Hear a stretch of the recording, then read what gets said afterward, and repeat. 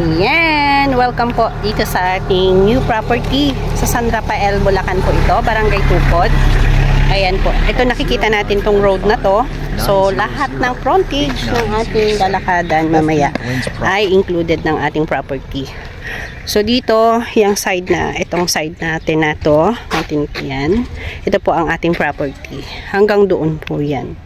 Dito po, sa kabilang mayroon na tayong main line ng kuryente. Kaya, may source of electricity na rin po siya.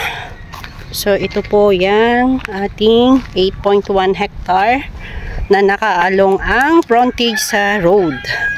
Yan, ikutan po natin. So, dito po sa ating kabilang side ay mga bahayan na. Yan.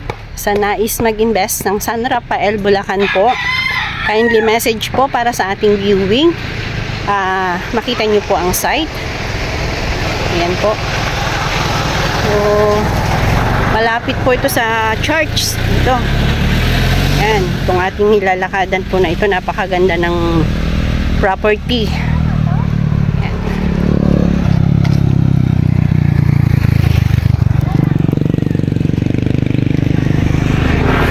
Yan. Dito yung mga gusto po ng frontage. Ma'am, kasama ba ang side? Kasama pa rin po pala ito. Ang ganda dito, ha? Wow! Ganda naman ng halaman lang. Ganda naman ito. Tapos bigla akong lumaglag na. Oh, pili na po agad kayo. Napakaganda ng location. Dito talagang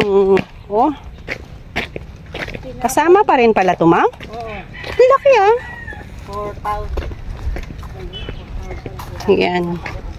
Hindi na po problema ang main line ng kuryente kasi ayan na po, may linya na po dito. So, mamimili na lang kayo kung saan part dito, kung saan nyo gusto. Yan, habang bago pa ang ating property. Hello, mga ka-property! Avail na po kayo sa aming hulugang lupa. 6 years to 7 years ang term natin. Yan. Pwedeng farm lot, pwedeng rest house. Kung gusto nyo po ang resort, mapakaganda ng resort dito. Ang resort din po ang style niya.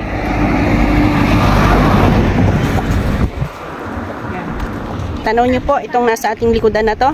Yan. Yan, natin. To side na to. Yan. Yun, ang ganda ng bahay dun, oh. Mama, ano yung resort?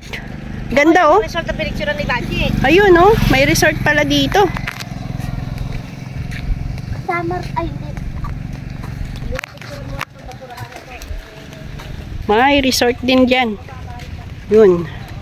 Pero, pagandahan lang ng resort dyan. Ito, napakaganda dito. Hindi ka mukha lang ng isa yung yung tatayo dito mga kumeta niya. Hindi lang kasi magmumukha. Hindi magmumukha. Kamukha ng bako ba? Madami-dami itong bebenta natin na to.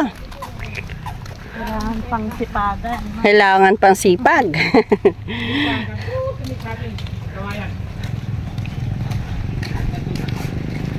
Dito po, maganda rin dito. Pagka gusto nyo nang may overlooking kayong tanawin, yan, dito. Ang ganda. Dapat, ma'am, yung kumakaway na yun, mga saging, ang ganda niya lupa doon. na yan. El Bulacan na property. So, sa mga interested kong mag-avail, mag-viewing na po tayo para makakuha tayo ng magandang location. At dito po yung ating main road.